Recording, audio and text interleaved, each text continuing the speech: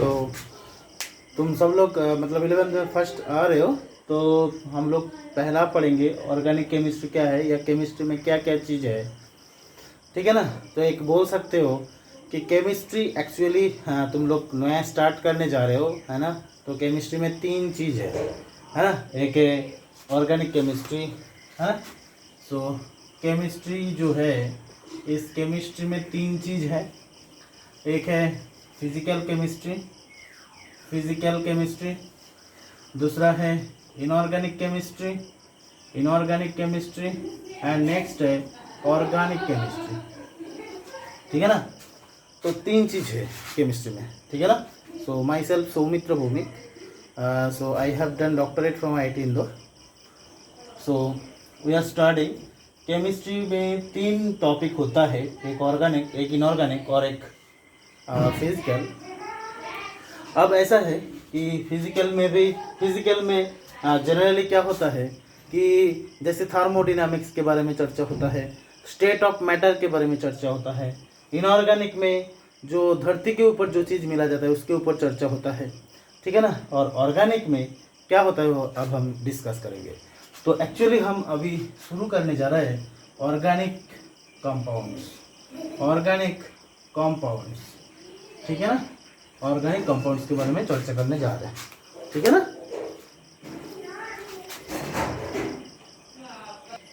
अच्छा, अब organic compounds होता क्या है ना। देखो, ऑर्गेनिक कंपाउंड्स का जो नाम है ना, ये उस जमाने की बात है जब people are under the impression of that there are only two types of compounds, है ना। सो ऑर्गेनिक कंपाउंड का जो नाम है वो उस जमाने की बात है जब people are under the impression that there are only two types of compound, है ना। So there are only two types of compound, only two types of compounds है, ऐसा लोग सोचता था पहले। पहला है फ्रॉम अर्थ क्रस्ट, है ना, फ्रॉम अर्थ क्रस्ट जो धरती से मिलता है, और दूसरा है फ्रॉम अर्थ क्रस्ट, और दूसरा डायरेक्टेड फ्रॉम, है ना, डिराइव्ड फ्रॉम लिविंग ऑर्गेनिज्म। देखो, तुम लोग एक काम करना, मेरे साथ ही कॉपी में नोट करते चला जाना समझ के, क्योंकि मैं जो नोट्स भेजूंगा इसमें हो सकता है कुछ चीज़ मिसिंग हो जाए, तो इसीलिए बोल रहा हूँ। तो जैसे मैं कर रहा हूँ उसी के साथ साथ तुम लोग लिखते चलो। तो there are only two types of compounds, first है from earth crust and second derive from living organism, है ना। जो लिविंग ऑर्गेनिज्म से कंपाउंड है ना, जो लिविंग ऑर्गेनिज्म से, है ना, कंपाउंड बनता है, उसी का नाम है ऑर्गेनिक कंपाउंड्स। उसी का क्या नाम है बोला? ऑर्गेनिक कंपाउंड्स, जो लिविंग ऑर्गेनिज्म से आता है, ठीक है। अच्छा, अब ऐसा है कि मैंने क्या बोला कि लिविंग ऑर्गेनिज्म से जो कंपाउंड बनता है, उसी का नाम है ऑर्गेनिक कंपाउंड्स, है ना। अब इसका रिलेटेड एक अच्छा थ्योरी है, दैट इज द, है ना, बर्जीलियस वाइटल थ्योरी, है ना, या ऐसा करते डायरेक्ट वाइटल फोर्स थ्योरी, है ना। तो सीधा चलते हम वाइटल फोर्स थ्योरी। उन्होंने क्या बोला था? वाइटल फोर्स थ्योरी, है ना। तो वाइटल फोर्स थ्योरी ऐसा है कि ऑर्गेनिक कंपाउंड्स, है ना, तो बर्जीलियस एक थ्योरी दिया था जिसका नाम है vital force theory. He told that the theory that the organic compounds are only derived from living organism, है ना। Organic compounds are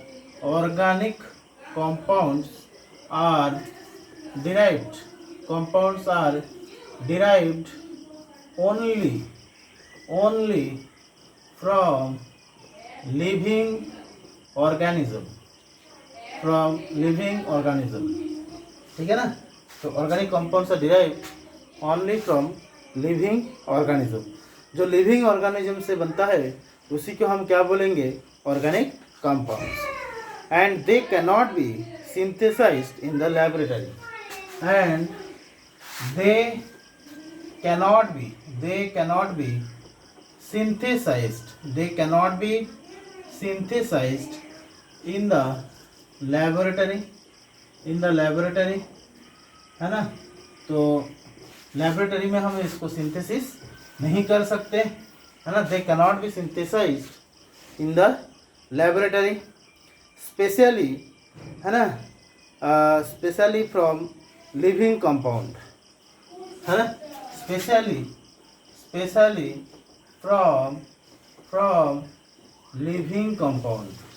from living compound, ठीक है। अच्छा, अब ऐसा है कि फाइनली वाइटल फोर्स थ्योरी क्या हो गया, कोलैप्स हो गया।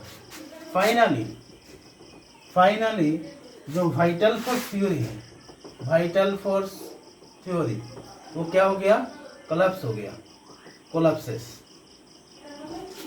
देखो मैं फिर से एक बार बोल रहा हूँ कि ऑर्गेनिक कंपाउंड्स क्या है। ऑर्गेनिक कंपाउंड्स का जो नाम है वो उस ज़माने की बात है जब पीपल ऐसा सोचता था, जब लोग ऐसा सोचते थे कि केवल दो टाइप का कंपाउंड होता है, एक धरती से जो मिलता है और दूसरा जो लिविंग ऑर्गेनिज्म से मिलता है। अच्छा, जो लिविंग ऑर्गेनिज्म से मिलता है उसी का नाम है ऑर्गेनिक कंपाउंड। तब एक वाइटल फोर्स थ्योरी आया था। उस वाइटल फोर्स थ्योरी ने ऐसा बोला कि ऑर्गेनिक कंपाउंड्स केवल लिविंग ऑर्गेनिज्म से ही मिल सकता है, लिविंग ऑर्गेनिज्म छोड़ के बाकी किसी से नहीं मिल सकता, है ना। लेकिन बाद में या ऑर्गेनिक कंपाउंड्स को हम लेबोरेटरी में सिंथेसिस नहीं कर सकते, है ना। तो फाइनली ये जो थ्योरी है वो कोलैप्स हो गया। मैं फिर से एक बार बोल रहा हूँ कि there are only two types of compounds, है ना, ऐसा लोग सोचते थे। फर्स्ट है फ्रॉम अर्थ क्रस्ट, पहला है कि अर्थ क्रस्ट मतलब धरती से जो मिलता है।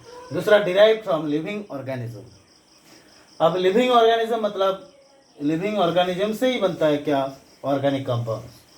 तो वाइटल फोर्स थ्योरी कैसा है, तो organic compounds are derive only from living organism. Organic compounds को सिर्फ लिविंग ऑर्गेनिज्म से ही बनाया जाता है, and they cannot be synthesized in the laboratory. Laboratory में तुम सिंथेसिस नहीं कर सकते, specially from living compound. Finally this theory क्या हो गया, कोलैप्स हो गया, ठीक है। अब फर्स्ट ऐसा हुआ कि वोलर बोल के एक साइंटिस्ट है, उन्होंने दिखाया था कि एक और इनऑर्गेनिक कंपाउंड्स के, वोलर बोल के एक साइंटिस्ट है, वोलर, है ना। उन्होंने देखा था कि NH4 होल XCNO, NH4, है ना, होल XCNO, अमोनियम साइनेट, NH4CNO, है ना, अमोनियम साइनेट, है ना। तो इससे क्या हुआ था, NH2CONH2, ये फर्स्ट ऑर्गेनिक कंपाउंड था। ये कौन सा है बोलो, ऑर्गेनिक कंपाउंड, जिसका नाम है यूरिया। तो वोलर बोल के एक साइंटिस्ट अमोनियम साइनेट से यूरिया बनाया था। तो उससे ये पता चला कि कम से कम सिंथेसिस तो किया जाता है ऑर्गेनिक कंपाउंड को, और ऐसा है कि ऑर्गेनिक कंपाउंड को सिंथेसिस भी किया जाता है और ऑर्गेनिक कंपाउंड को बनाया भी जा सकता है। हर साल ऑर्गेनिक कंपाउंड में इतना सिंथेसिस होता है कि तुम सोच नहीं सकते। तो वाइटल फोर्स थ्योरी ऐसे क्या हो गया, कोलैप्स हो गया, ठीक है। अब हम देखेंगे कि ऑर्गेनिक कंपाउंड्स का एक्चुअल डेफिनेशन क्या है, ठीक है ना। तो हम देखेंगे डेफिनेशन ऑफ ऑर्गेनिक कंपाउंड्स, ठीक है ना। सो डेफिनेशन देखेंगे हम, ओके। सो डेफिनेशन ऐसा है कि ऑर्गेनिक कंपाउंड्स का हम डेफिनेशन कैसे देंगे, है ना, ये देखते हैं। डेफिनेशन ऐसा है कि मान लो hydrocarbon and their derivatives are hydrocarbon and their derivatives are organic compounds. Hydrocarbon and their derivatives are organic compounds, है ना। Hydrocarbon and the derivatives are organic compounds. Hydrocarbon and the derivatives are organic compound. ठीक है इतना। अच्छा, अब ऐसा है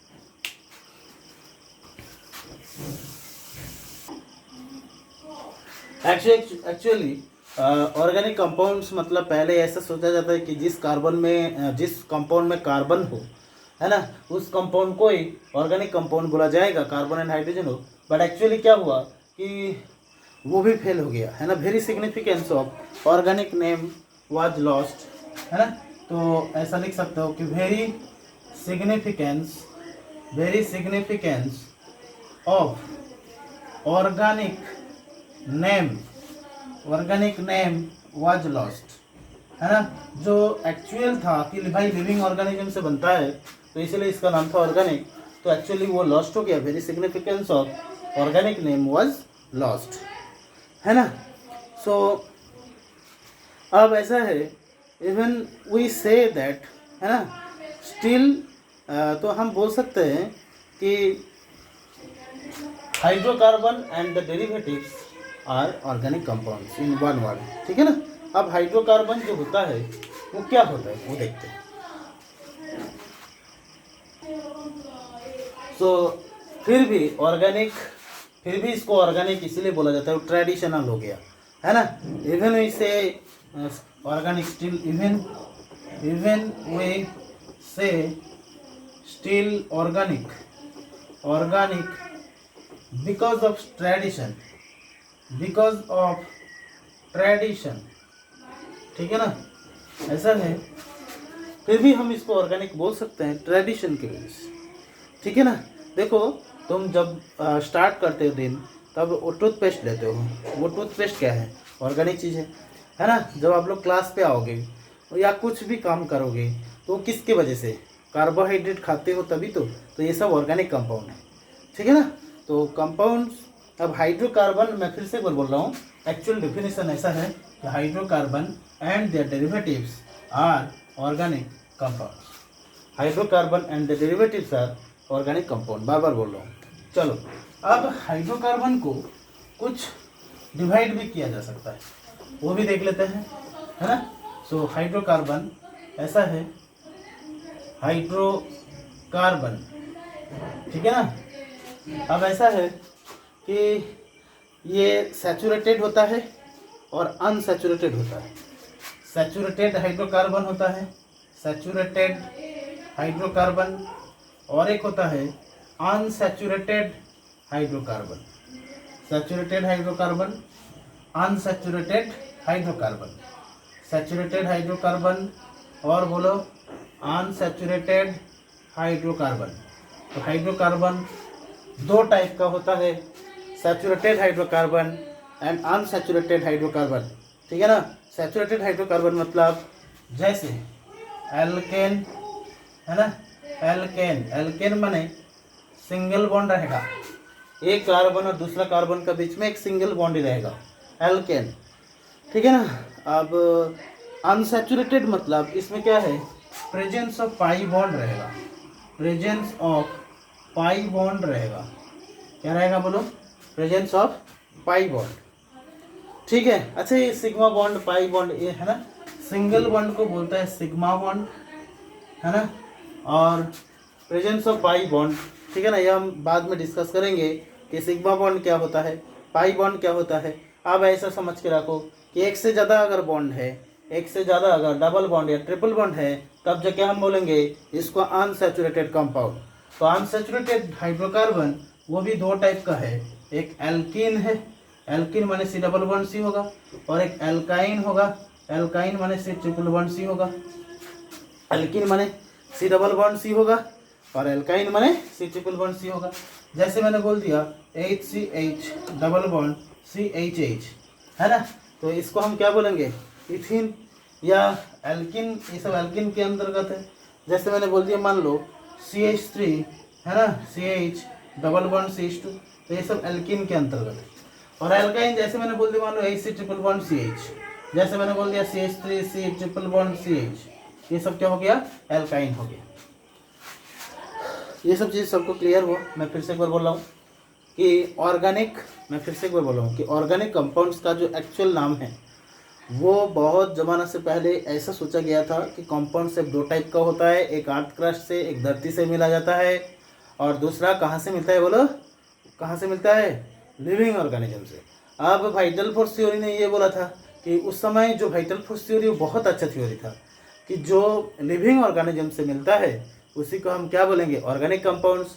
but actually क्या हुआ, वो थ्योरी फेल हुआ। उनका थ्योरी में ये था कि ऑर्गेनिक कंपाउंड्स को हम सिंथेसाइज भी नहीं कर सकते, है ना, और लिविंग कंपाउंड से भी उसको बनाया नहीं जा सकता है। बट एक्चुअली वो फेल हो गया। हमने बाद में देख लिया था कि कुछ इनऑर्गेनिक कंपाउंड, अमोनियम साइनेट से, इनऑर्गेनिक कंपाउंड से हम फर्स्ट ऑर्गेनिक कंपाउंड यूरिया बनाया था, वोलर बोल के एक साइंटिस्ट। अब ऐसा है कि ये फेल कर दिया कि ऑर्गेनिक कंपाउंड को लेबोरेटरी में बना नहीं सकते।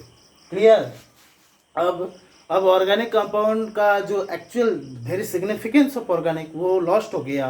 बट फिर भी उसका नाम ऑर्गेनिक कंपाउंड इसीलिए दिया गया क्योंकि ये क्या है बोलो, ट्रेडिशन है, ट्रेडिशन की वजह से। अब हाइड्रोकार्बन एंड द डेरिवेटिव को हम बोलेंगे ऑर्गेनिक कंपाउंड, एक्चुअल डेफिनेशन है। हाइड्रोकार्बन क्या है वो भी हम देख लेंगे, जिसमें हाइड्रोजन है, कार्बन है, वो भी हम देख लेंगे। हाइड्रोकार्बन दो टाइप का होता है, सैचुरेटेड एंड अनसैचुरेटेड। सैचुरेटेड माने जहाँ पे कोई डबल बॉन्ड या ट्रिपल बॉन्ड ना हो, सिर्फ सिंगल बॉन्ड हो, और अनसैचुरेटेड माने प्रेजेंस ऑफ पाई बॉन्ड। वो भी दो टाइप का होता है, एल्किन एंड एल्काइन। एल्किन माने डबल बॉन्ड होगा, एल्काइन माने ट्रिपल बॉन्ड होगा। अब डबल, जैसे एग्जांपल ले लिया, CH2 double bond CH2, CH3CH double bond CH2, AC triple bond CH alkyne है, CH3C ट्रिपल बॉन्ड CH, ये सब क्या है, एल्काइन। ठीक है ना।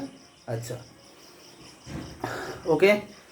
अब ऐसा है रिप्रेजेंटेशन ऑफ ऑर्गेनिक मॉलिक्यूल्स देखते हैं, ठीक है ना। अब हम देखेंगे रिप्रेजेंटेशन ऑफ ऑर्गेनिक मॉलिक्यूल्स, है ना, representation of organic molecules, representation of organic molecules, representation of organic molecules, ये भी हम देख लेंगे, ठीक है ना।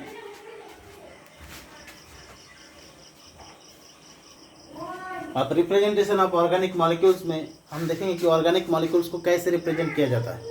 उसमें फर्स्ट है मॉलिक्यूलर फार्मूला, फर्स्ट है molecular formula, molecular formula method, या मॉलिक्यूलर फार्मूला इससे भी जाना जाता है ना, मॉलिक्यूलर फार्मूला। ओके। दूसरा ऐसा है condensed structural formula, condensed structural formula, condensed structural formula, CSF, condensed structural formula. तीसरा कंडेंस्ड स्ट्रक्चरल फार्मूला। तीसरा है expanded structural formula, expanded structural formula, expanded structural formula, है ना। नेक्स्ट है bond line notation, bond line notation, है ना, BLN, bond line notation. ठीक है ना। चलो अब देख लेते हैं।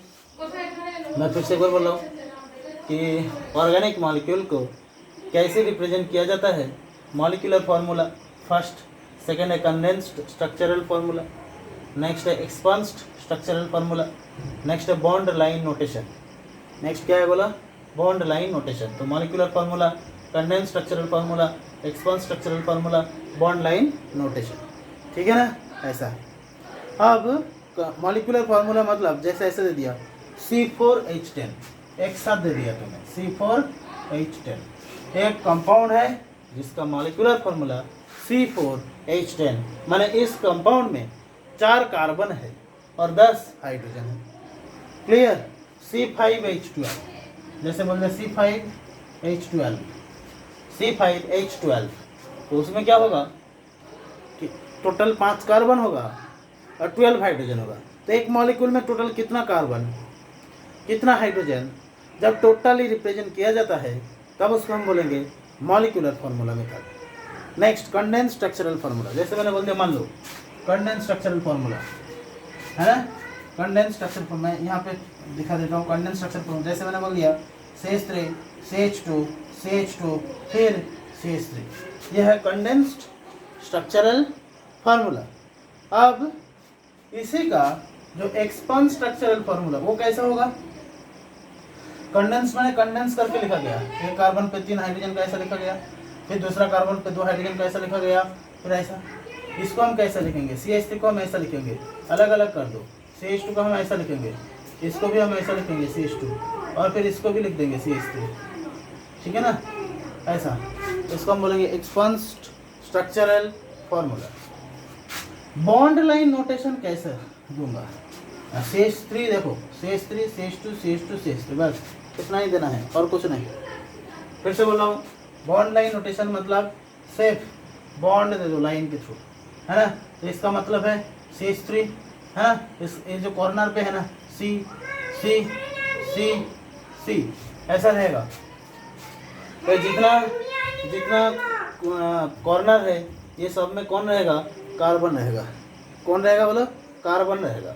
अब ऐसा है कि ऑटोमेटिकली तुम्हें समझना है कि ये कार्बन अकेला है, कार्बन का वैलेंसी 4 होता है, तो ऑटोमेटिकली तुम्हें यहाँ पे समझना है कि यहाँ पे 3 हाइड्रोजन प्रेजेंट है, यहाँ पे 2 ऑलरेडी बॉन्ड चला गया, और तो यहाँ पे ऑलरेडी तुम्हें समझ जाना है कि CH3 यहाँ पे 2 बॉन्ड चला गया, तो 4 बॉन्ड होने के लिए 4 कार्बन का 4 वैलेंसी है ना। यहाँ पे भी 2 चला गया और 2 हाइड्रोजन ऐसा होगा, यहाँ पे 1 चला गया और 3 हाइड्रोजन ऐसा होगा।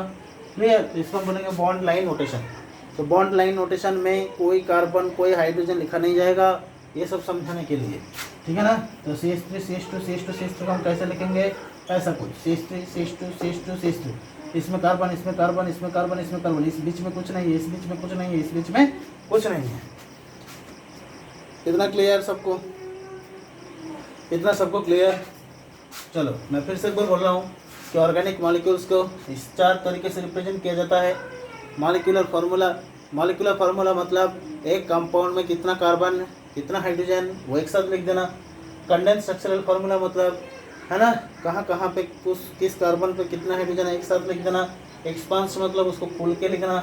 बॉन्ड लाइन नोटेशन मतलब से बॉन्ड देना है, लाइन देना है, उसमें कोई कार्बन कोई हाइड्रोजन मेंशन नहीं करना। ठीक है, चलो कुछ क्वेश्चन करते हैं या कुछ एग्जांपल कर लेते हैं, जिससे हमारा और क्लियर हो जाएगा कि क्या चल रहा है। चलो जैसे फर्स्ट देख लेते हैं। मान लो बॉन्ड लाइन नोटेशन, हम क्या क्या देखेंगे? बॉन्ड लाइन नोटेशन देखेंगे और देखेंगे कंडेंस स्ट्रक्चरल फार्मूला, ये देखेंगे। सो फर्स्ट जैसे मैंने बोल दिया ये वाला है, तो मुझे बोलो अब इसका CSF कंडेंस स्ट्रक्चरल फार्मूला क्या होगा, है ना। जैसे सेकेंड मैंने ऐसा ले लिया, मान लो है ना, इस टाइप का कुछ, मुझे बताओ इसका कंडेंस स्ट्रक्चरल फार्मूला क्या होगा। जैसे मैंने ले लिया, मान लो ऐसा कुछ, अब मुझे बताओ इसका कंडेंस स्ट्रक्चरल फार्मूला कैसा होगा, है ना। थोड़ा टाइम दे रहा हूँ, करो।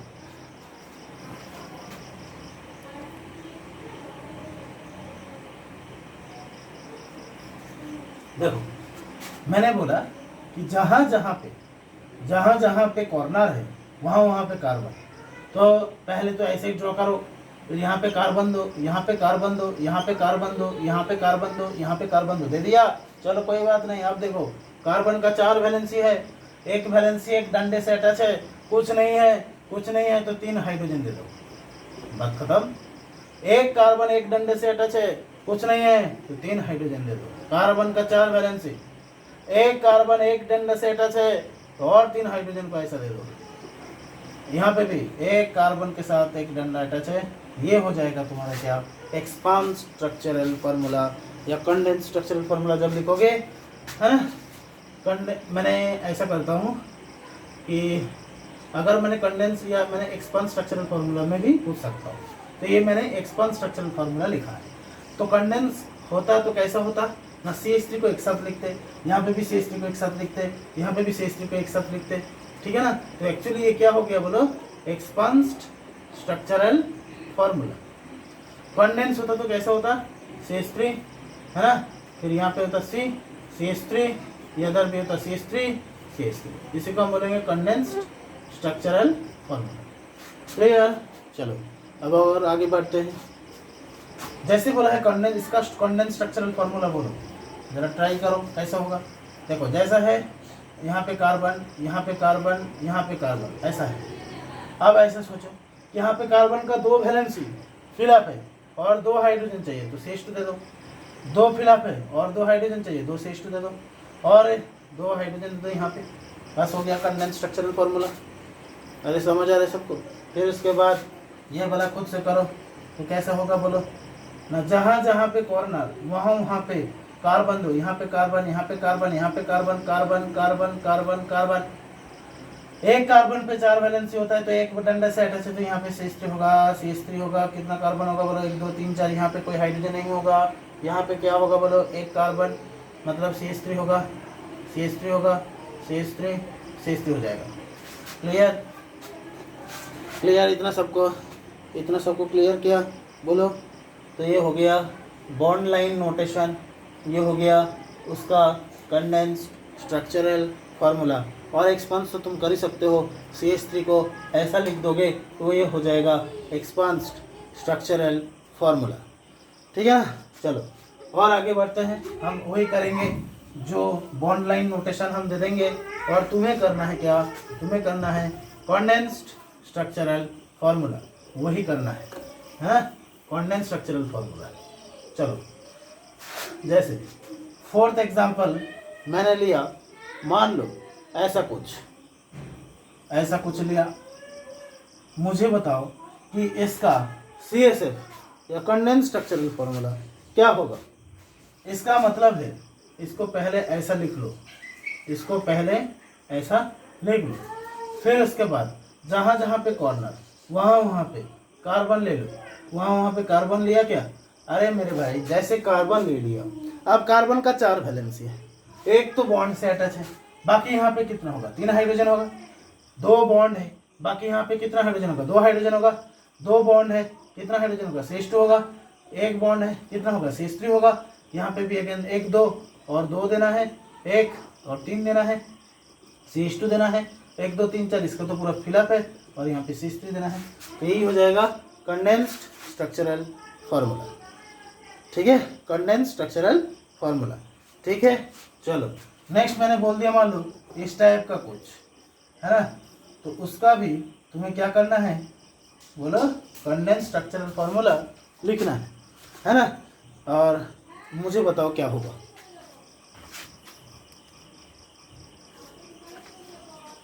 ठीक है। अब ऐसा है तो इसको तुम कैसे लिख सकते हो, कुछ नहीं, बहुत ही सिंपल। C, यहाँ पे भी C लिखो, यहाँ पे भी C लिखो, यहाँ पे भी ऐसा, ठीक है ना। फिर उसके बाद यहाँ पे भी C C C C C C।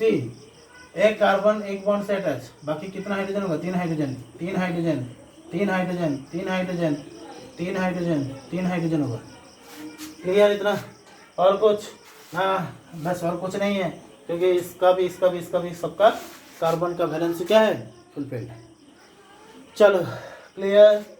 चलो 6th number bond line notation में फिर से दूंगा, तुम्हें करना है CSF condensed structural formula. Condensed structural formula जैसे 6th नंबर दे दिया, मान लो ऐसा कुछ दे दिया, तो तुम्हें क्या करना है बोलो, तुम्हें करना है इसका कंडेंस्ड स्ट्रक्चरल फार्मूला करो, हैं। जैसे मैंने दे दिया ऐसा कुछ है, तो इसका कंडेंस्ड स्ट्रक्चरल फार्मूला लिखो। जैसे मैंने दे दिया मान लो ऐसा कुछ, तो इसका कंडेंस्ड स्ट्रक्चरल फार्मूला बोलो। ठीक है ना। अब देखो इसका मतलब है सब जो कॉर्नर है उसमें सब कार्बन लिख दो। कार्बन लिख दिया, यहाँ पे भी कार्बन लिख दिया, कार्बन लिख दिया, फिर कार्बन फिर कार्बन फिर कार्बन फिर कार्बन फिर कार्बन फिर कार्बन। अब ऐसा है 2 बॉन्ड है और 2 हाइड्रोजन देना है, 2 बॉन्ड है और 2 हाइड्रोजन देना है, 2 बॉन्ड है और 2 हाइड्रोजन देना है, हाइड्रोजन 2 हाइड्रोजन 2 हाइड्रोजन 2, सब में 2 हाइड्रोजन होगा, है ना। तो यही हो जाएगा तुम्हारा क्या बोला, इसमें भी क्या होगा 2 हाइड्रोजन ही होगा, condensed structural formula. I hope सबको समझ आ रहा होगा कि बॉन्ड लाइन नोटेशन से हम कैसे क्या कर सकते बोला, कंडेंस स्ट्रक्चरल फार्मूला कर सकते हैं। ठीक है, चलो नेक्स्ट देखते हैं। जैसे ये वाला हो रहा है, इसका हम कैसे कर सकते हैं? सी डबल बॉन्ड सी, तो दो बॉन्ड तो ऑलरेडी चला गया और 2 हाइड्रोजन देना है, 2 बॉन्ड तो ऑलरेडी चला गया और 2 हाइड्रोजन देना है। यहाँ पे हम क्या कर सकते हैं? C double bond C. अब कार्बन का अब क्या करो? हाइड्रोजन फिलअप करो। 1 बॉन्ड है तो यहाँ पे 3 हाइड्रोजन देना है, 1 2 3 है तो यहाँ पे 1 हाइड्रोजन देना है, और यहाँ पे क्या होगा? 1 2 तो यहाँ पे 2 हाइड्रोजन देना है। बस दैट इज द क्या? Condensed structural formula. चलो और भी देखते हैं। तो बहुत सिंपल एग्जांपल हम कर रहे हैं क्योंकि हम आज पहला क्लास है, तो बहुत सिंपल केस ही हम करेंगे। चलो अब देखते हैं। मान लो ऐसा कुछ कि 8th एग्जाम्पल जैसे ऐसा ले लिया, इस टाइप का कुछ है ना। तो इसका कंडेंस स्ट्रक्चरल फार्मूला क्या होगा? इसका ऐसा कुछ होगा। देखो, जहाँ जहाँ पे सी डबल बॉन्ड सी है ना, फिर सी, अब 1 बॉन्ड से अटैच है तो CH3, 2 बॉन्ड से अटैच है तो CH2, 1 से अटैच है तो CH3, और इसमें क्या हो जाएगा? CH2। क्लियर? तो यही हो गया तुम्हारा कंडेंस्ड स्ट्रक्चरल फार्मूला। फिर मैंने बोल दिया, मान लो ऐसा कुछ ट्रिपल बॉन्ड, तो इसका मतलब है कि सी ट्रिपल बॉन्ड सी, अब 3 है तो 1 हाइड्रोजन रहेगा, 3 है तो 1 हाइड्रोजन रहेगा, तो ये हो जाएगा condensed structural formula.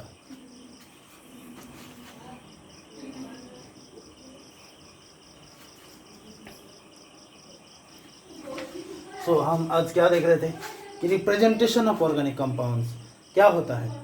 Representation of organic compound 4 type का होता है। एक मॉलिक्यूलर फार्मूला, दूसरा वाला मॉलिक्यूलर फार्मूला रिप्रेजेंटेशन, जिसमें क्या होता है कि एक कंपाउंड में कितना कार्बन कितना हाइड्रोजन वो लिखा रहेगा। टोटल एक कार्बन के एक कंपाउंड में मान लो 40 कार्बन और है ना 80 हाइड्रोजन है, तो इसको क्या लिखा रहेगा? C40H80। दूसरा हम देख रहे थे कंडेंस स्ट्रक्चरल फार्मूला, जिसमें हम क्या कर सकते हैं कि कार्बन कार्बन लिख सकते हैं, है ना। जैसे ऐसा हमने किया है कंडेंस स्ट्रक्चरल फार्मूला। तीसरा वाला कौन सा था? Expand structural formula. नेक्स्ट कौन सा था बोलो? नेक्स्ट है बॉन्ड लाइन नोटेशन। तो ये हम देख रहे थे। तो बहुत ही सिंपल सा हम सिंपल सा टॉपिक पढ़ रहे थे आज कि ऑर्गेनिक कंपाउंड होता क्या है, ऑर्गेनिक कंपाउंड का नाम कहाँ से आया, एक्चुअली अभी जो नाम है ऑर्गेनिक का उसका कोई सिग्निफिकेंस है कि नहीं, ये सब हम आज पहला क्लास में देख लिए। ओके।